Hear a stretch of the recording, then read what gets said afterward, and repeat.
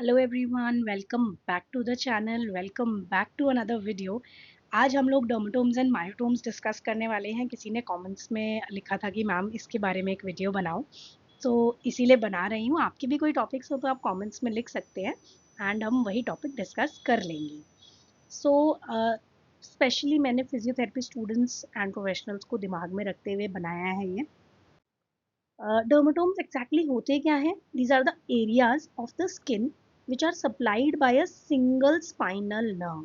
ठीक है, जो एक नर्व जिस एरिया को सप्लाई करे, जिस स्किन के हिस्से को सप्लाई करे, वो डर्मेटोम्स है।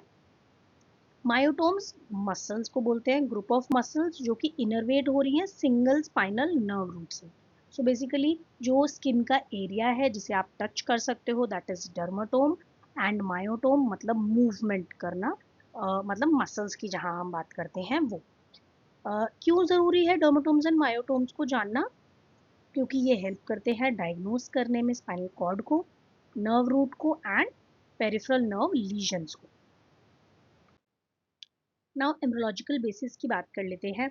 जो सोमाइट्स हैं वो तीन पार्ट्स में डिवाइडेड है: dermatome, myotome and sclerotome. Dermatome is the skin, myotome is the muscle and sclerotome is the bone. We usually talk about dermatomes and myotomes only, क्योंकि स्किन एंड मसल से ही हमारा ज़्यादा काम पड़ता है। Spinal nerves maintain the segmental distribution to skin and muscle. जो हमारी स्पाइनल नर्व्स हैं वो डिस्ट्रीब्यूशन को मेंटेन करके रखती हैं कि स्किन में कौन सी डिस्ट्रीब्यूशन जाएगी, मसल में कौन सी डिस्ट्रीब्यूशन जाएगी। डर्मेटोम होता क्या है? It is a area of the skin which is innervated bye sensory fibres of a single spinal nerve. मैंने बताया अभी पहले भी। इसका क्लिनिकल रिलेवेंस क्या है? Shingles, sensory loss patterns, nerve root compression, है ना। मतलब किस एरिया में पेशेंट को क्या सिम्टम्स आ रहे हैं, उसके हिसाब से हम डिटरमाइन कर सकते हैं कि कौन सा डर्मेटोम है, कौन सा रीजन है। डर्मेटोम के की landmarks: C2 back of the head पे है, C3 नेक का रीजन, C4 ये लर्न ही करना पड़ता है, ये फिक्स्ड है, ये चेंज नहीं होता। ठीक है ना। तो C2 dermatome is back of the head, C3 is neck वाला region, C4 is the shoulder, C5 is the lateral arm, C6 thumb पे है, C7 मिडिल फिंगर पे है, C8 लिटिल फिंगर पे है, T1 मीडियल फोर आर्म पे है, T2 medial अपर arm पे है। Then T4 is nipple level, T10 is umbilicus, L1 is groin, L2 is interior thigh, L3 medial knee, L4 medial leg, L5 lateral leg या dorsum of the foot, S1 is lateral foot, S2 is posterior thigh and S3 से S5 is perianal region। I know थोड़ा सा सुन के मुश्किल लग रहा होगा, but जब आप ऐसे रीजन वाइज याद रखते हो ना तो मुश्किल नहीं लगता है। इमेज मैंने आपको इसीलिए दिया है साथ में कि आप देख लो एंड याद कर लो। ठीक है, back of the head C2 है, देन नेक का रीजन C3 है, यहाँ पे आप देख पा रहे होगे, ये C2 है, ये C3 है, C4 शोल्डर पे, C5 जो है लेटरल आर्म वाला रीजन है।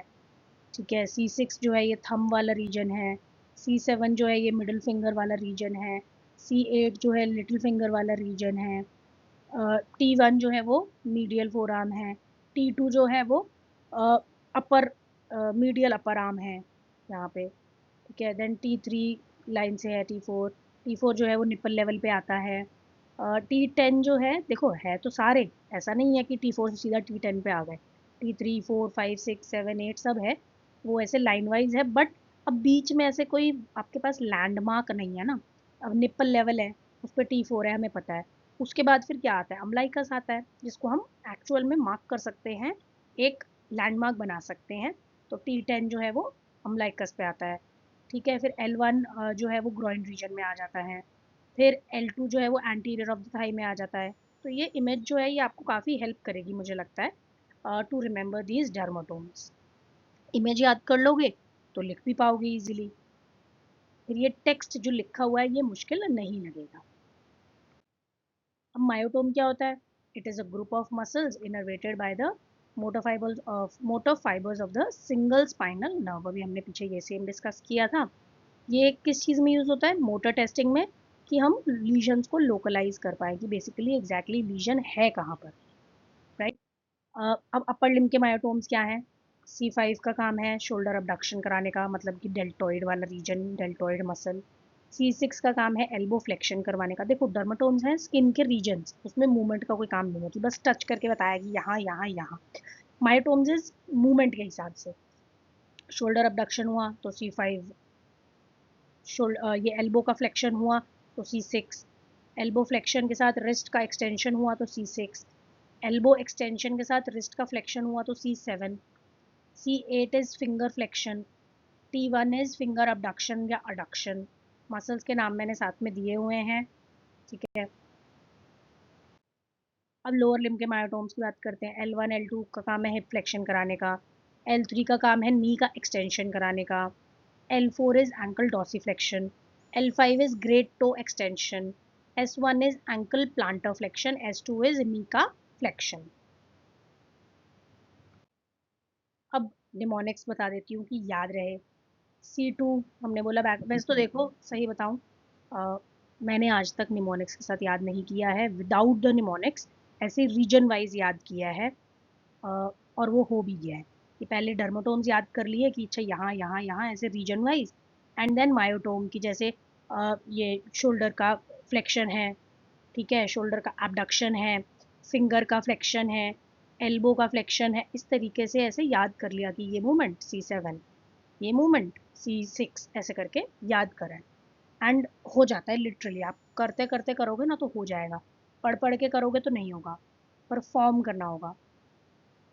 बट स्टिल मैंने आपको निमोनिक्स दे दिए हैं कि इन केस आपको लगे कि नहीं हमें बहुत मुश्किल लग रहा है ऐसे याद करना, तो C2 जहाँ पे कैप पहनते हो, C4 कि आप शोल्डर्स को ऐसे फ्लोर की तरफ श्रग कर रहे हो, C6 जैसे हम शूट करते हैं तो थंब का यूज करते हैं, T4 इज द लाइन्स, जो चेस्ट का शोर है उसको लाइन करता है basically, T10 belly button, L1 जहाँ से हम रनिंग स्टार्ट करते हैं बेसिकली, L4 हमारा जो नी है वो ग्राउंड को टच करता है जैसे, S1 sole, S5 wipes the side.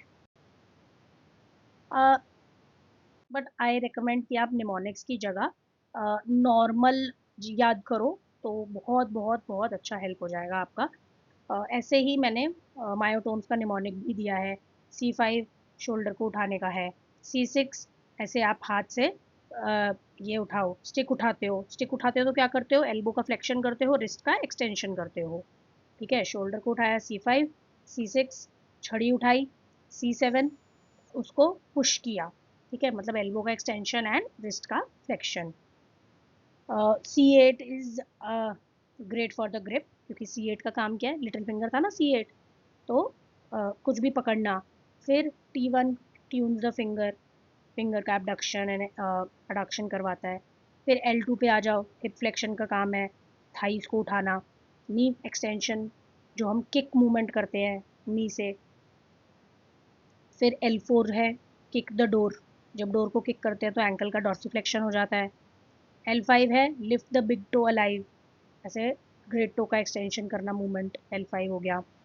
फिर S1 is steps on the sun, कि जैसे हम सूरज पे चलेंगे तो कैसे चलेंगे, ऐसे पैर उठा उठा के, प्लांटर फ्लेक्स करके, इवर्ट करके, बिल्कुल वैसे ही, ठीक है। तो ये निमोनिक्स दिए हैं, अगर आपको इजी लगता है तो आप निमोनिक्स यूज़ कर सकते हो, नहीं तो you can just remember it as it is.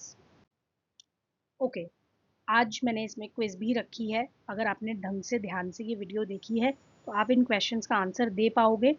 And इनका आंसर्स जानने के लिए you have to join my Telegram channel which is Physio Pro Academy only, उसका लिंक आपको मिल जाएगा डिस्क्रिप्शन में नीचे, एंड आप उसको ज्वाइन कर लो, उसके आंसर्स मैं वहाँ अपलोड करूँगी। इसके आंसर्स फ़िलहाल आपको देने हैं कमेंट्स में, ठीक है। जिसका आंसर करेक्ट होगा उसको मैं अप्रिशिएट भी करूँगी।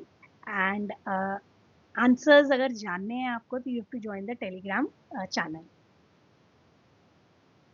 कौन सा डर्मेटोम है जो अम्लाइकस को कॉरस्पॉन्ड करता है, कौन सा मायोटोम एंकल की डॉर्सिफ्लेक्शन को कंट्रोल करता है, अगर थंब में सेंसेशन लूज हो जाए तो कौन सी स्पाइनल नर्व इफेक्टेड है, शोल्डर अबडक्शन कौन सा मायोटोम करवाता है, एंड S1 का डर्मेटोम क्या कवर करता है, कौन सा एरिया कवर करता है। तो ये 5 क्वेश्चंस का आंसर आपको देना है। Thank you for watching. Comment करो क्विज के answers, share and subscribe for more.